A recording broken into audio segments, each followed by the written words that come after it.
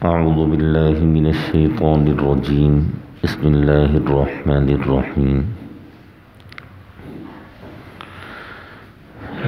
ایک صحابی رضی اللہ عنہ ارشاد فرماتے ہیں کہ ہم لوگ مسجد نبوی شریف میں موجود تھے۔ رسول اکرم صلی اللہ علیہ وسلم تشریف لائے اور آپ صلی اللہ علیہ وسلم نے فرمایا کہ میرے منبر کے قریب ہو جاؤ، یعنی میرے قریب ہو جاؤ۔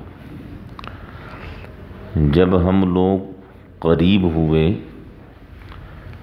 تو آپ صلی اللہ علیہ وسلم اپنے منبر کی پہلی سیڑھی پر قدم رکھتے ہیں تو آپ فرماتے ہیں آمین۔ پھر جب دوسری سیڑھی پر قدم رکھتے ہیں پھر فرماتے ہیں آمین۔ پھر جب تیسری سیڑھی پر قدم رکھتے ہیں پھر فرماتے ہیں آمین، اور 3 دفعہ آمین فرمانے کے بعد پھر آپ صلی اللہ علیہ وسلم خطبہ ارشاد فرماتے ہیں۔ فارغ ہونے کے بعد ہم نے عرض کیا کہ اللہ کے رسول، آج ہم نے بڑی عجیب چیز دیکھی ہے جو آج سے پہلے کبھی نہیں دیکھی تھی، کہ آج آپ نے جب پہلی سیڑھی پر قدم رکھا ہے تو آمین فرمایا ہے، دوسری سیڑھی پر قدم رکھا ہے تو آمین فرمایا ہے، تیسری سیڑھی پر قدم رکھا ہے تو آمین فرمایا ہے۔ اللہ کے رسول، اس کی کیا وجہ ہے؟ تو آپ صلی اللہ علیہ وسلم نے ارشاد فرمایا کہ جب میں نے پہلی سیڑھی پر قدم رکھا تو جبرائیل میرے پاس آئے اور جبرائیل نے کہا کہ بڑا ہی بد نصیب ہے وہ شخص جس نے رمضان کے مہینے کو پایا اور پھر وہ اپنی مغفرت اور بخشش نہ کروا سکا۔ تو میں نے کہا کہ آمین، یعنی یقیناً وہ شخص بدبخت ہے اور بدبختی اس کے مقدر میں لکھ دی گئی ہے۔ رمضان ہے کیا؟ رمضان میں اللہ جل شانہ نے روزہ رکھنے کا حکم دیا ہے، اور روزہ رکھنے کا حکم بھی بئی معنی دیا ہے کہ کتب علیکم الصیام، ہم نے تم پر روزوں کو فرض کیا ہے، اور یہ کوئی ایسی عبادت نہیں ہے جو پہلی ہی دفعہ تم پر فرض کی جا رہی ہو۔ تم سے پہلے جتنی امتیں آئی ہیں ان سب پر روزہ فرض ہوا ہے، اور یہ کوئی بہت لمبا عرصہ نہیں ہے، ایام معدودات، چند دن ہیں، 29 دن یا 30 دن، نہ 28 ہیں نہ 31 ہیں، یا 29 ہوں گے یا 30 ہوں گے۔ ان 30 دنوں میں کتب علیکم الصیام، ہم نے تم پر روزے کو فرض کیا ہے۔ اور پھر اللہ جل شانہ نے بڑی رخصتیں دی ہیں، بڑی چھوٹ دی ہے۔ ابتدائے اسلام میں 3 قسم کی چھوٹیں اللہ جل شانہ نے، یعنی 3 گنجائشیں رکھی تھیں روزے دار کے لیے۔ پھر ایک گنجائش کو اللہ نے ختم فرما دیا،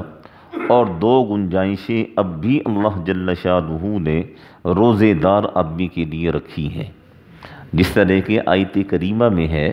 کہ اللہ جل شانہ فرماتے ہیں رمضان کا مہینہ آ گیا، اور رمضان کے مہینے میں فمن کان منکم مریضا، اگر تم میں سے کوئی آدمی اتنا سخت بیمار ہے کہ ماہر طبیب اور ڈاکٹر کہہ دیتا ہے کہ اگر آپ روزہ رکھیں گے تو آپ کے لیے آپ کی جان جا سکتی ہے یا آپ کے لیے انتہائی نقصان دہ ہے، تو تم روزہ چھوڑ دو۔ اگر تم اتنے بیمار ہو، جب صحت آ جائے بعد میں اس کی قضا کر لو۔ اور دوسری رخصت، دوسری چھوٹ، او علی سفرین، اگر تم میں سے کوئی شخص شرعی مسافر ہے، یعنی 48 میل سے زیادہ وہ سفر کر رہا ہے، تو اللہ جل شانہ کی طرف سے اجازت ہے کہ رمضان کا روزہ تم لوگ چھوڑ دو، اور جب تم یہ سفر وفر کا سلسلہ تمہارا ختم ہو جائے، جتنے روزے تمہارے رہ گئے ہیں وہ رمضان کے بعد ان کی قضا کر لو۔ یہ 2 رخصتیں تھیں، اور تیسری رخصت ابتدائے اسلام میں تھی کہ وَعَلَى الَّذِينَ يُطِيقُونَهُ فِدْيَةٌ طَعَامُ مِسْكِين، کہ ابتدائے اسلام میں یہ روزہ اختیاری تھا، جس کا دل چاہے رکھ لے، جس کا دل چاہے روزے کے بدلے ہر روز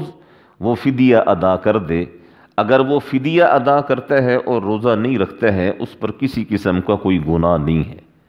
یہ تیسری جو چھوٹ ہے، اسے اللہ جل شانہ نے ہمیشہ ہمیشہ کے لیے ختم فرما دیا۔ اگلی ہی آیت میں ہے فَمَنْ شَهِدَ مِنْكُمُ الشَّهْرَ فَلْيَصُمْ، کہ تم میں سے جو شخص رمضان کے مہینے کو پائے گا، اس پر ہم نے روزے کو فرض کر دیا ہے۔ اب وہ فدیہ دینے والی صورتحال ختم ہے، لیکن 2 رخصتیں، 2 گنجائشیں اب بھی باقی ہیں کہ اگر کوئی شخص مریض ہے، اگر کوئی شخص مسافر ہے، تو اس آدمی کو اجازت ہے کہ وہ روزہ چھوڑ دے، اور پھر جب یہ مرض ختم ہو جائے اور سفر سے واپسی ہو جائے اور رمضان کا مہینہ گزر جائے، رمضان کے مہینے کے بعد اس چیز کی قضا کر لے۔ اتنی آسانی اللہ جل شانہ نے رکھی ہے، اتنی بہترین رخصت اللہ جل شانہ نے رکھی ہے، اور پھر اللہ جل شانہ فرماتے ہیں کہ لوگو دیکھو، اگر تم روزہ رکھو گے نا، میں یہ نہیں کہتا کہ روزے کی جزا، روزے کا انعام وہ جنت ہے، نہیں، جنت میں نہیں کہتا، میں یہ کہتا ہوں کہ جو شخص روزہ رکھے گا اس کی جزا وہ میری ذات ہے،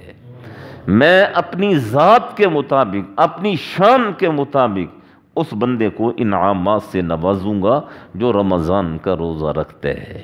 تو اس سے اتنی ہی فضیلت سے اتنی چیز معلوم ہو جاتی ہے کہ یہ رمضان کا مہینہ اور رمضان کے روزے یہ کتنی اہمیت کے حامل ہیں۔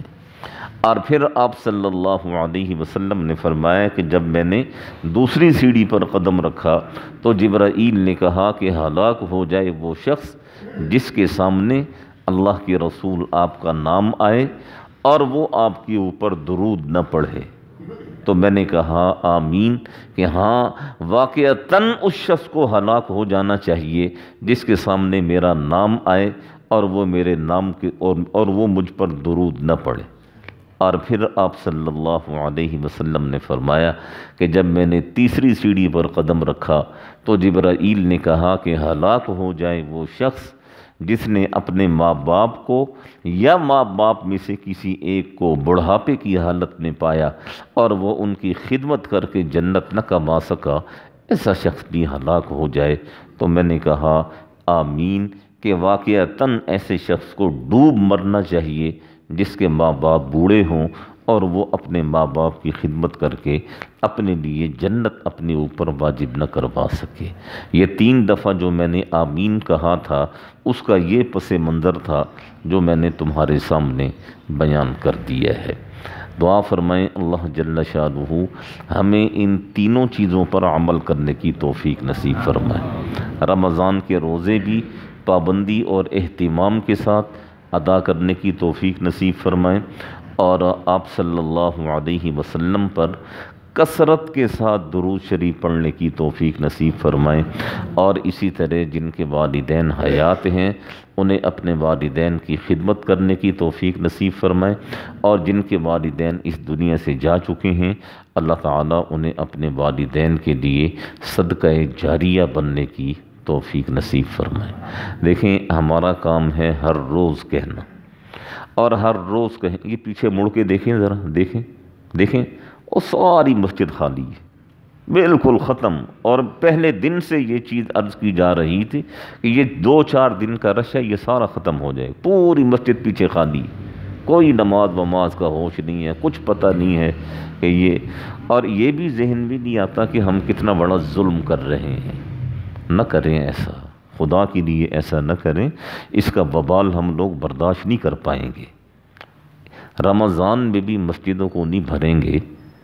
تو پھر کس موسم میں بھریں گے یار؟